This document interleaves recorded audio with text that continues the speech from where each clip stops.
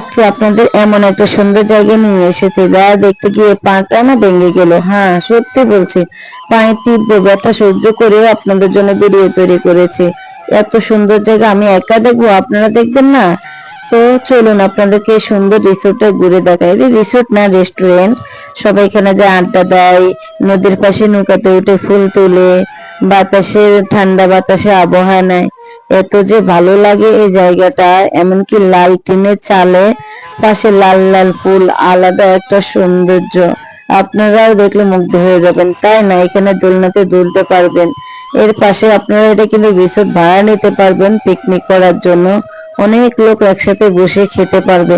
পাশে বোট আছে, বোটে উঠে নদীতে আপনারা কিছুক্ষণ আনন্দ করতে পারবেন, ছবি তুলতে পারবেন।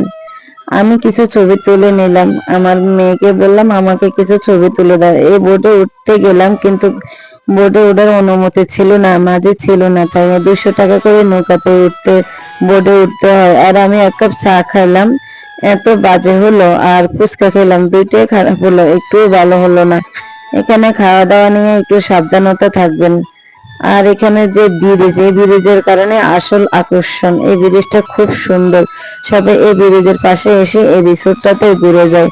আর ব্রিজে বসলে আপনি প্রকৃতি দেখে আপনি মুগ্ধ হয়ে যাবেন।